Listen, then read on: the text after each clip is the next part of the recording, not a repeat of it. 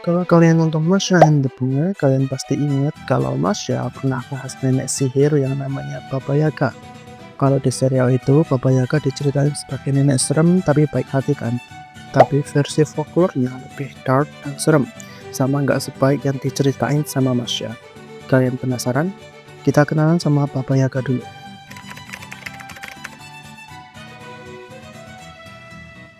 Siapa itu Baba Yaga?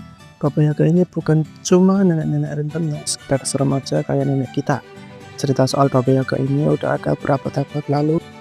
Dari Slavia, tampilannya serem dan lebih serem dari yang dikenal Di Masya. Nenek tua kurus kering dengan hidung panjang yang bengkok, gigi besi yang tajam dengan kaki yang tinggal tulang doang, panjang lagi. Kadang juga digambarin skeleton doang. Nah, yang ikonik dari Baba Yaga ini adalah rumahnya. Rumahnya ini udah kayak Megazord. Rumah ini punya kaki ayam, bisa gerakkan pindah-pindah sesuka hati. Yang bikin rumahnya serem, bakar rumah dari nenek ini itu tulang manusia dan lampunya itu tengkorak. Kendaraannya bukan sapu ya. Kendaraan nenek ini tuh langsung yang bisa terbang, dikayuh pakai alu sambil menghapus jejak sambil terbang. Sense banget ya witch yang satu ini.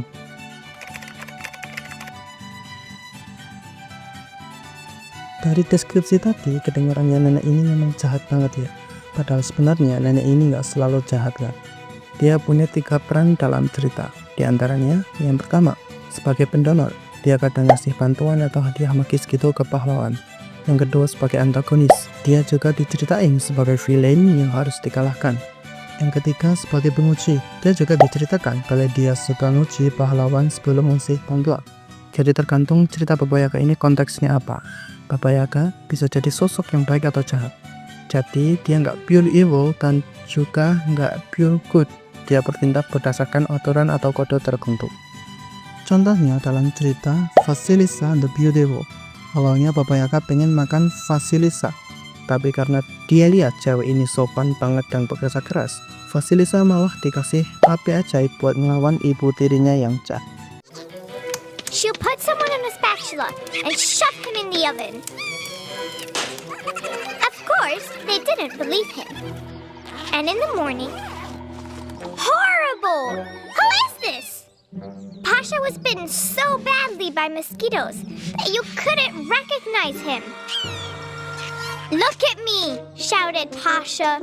It is Baba Yaga who ordered the mosquitoes to drink all of my blood.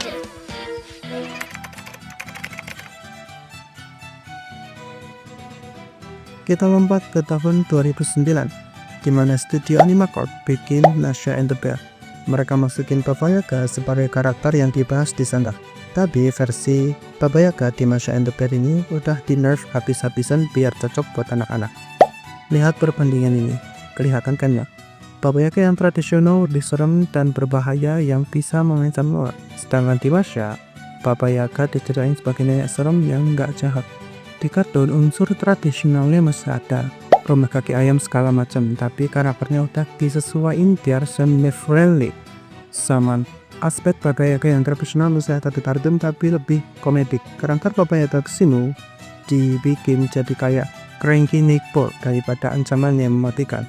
Dan di cerita Masha yang Kiki Stories, kalau nggak salah, Baba Yaga digambarkan sebagai nenek yang baik.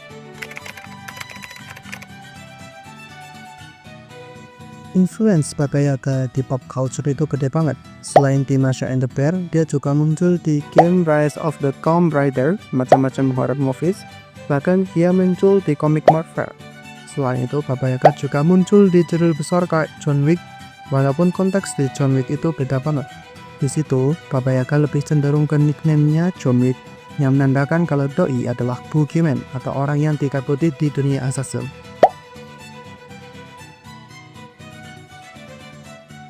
Itu dia Baba Yaga ya, nenek serem yang ceritanya dipakai buat nakutin anak-anak nakal di Slavic sana, khususnya Rusia.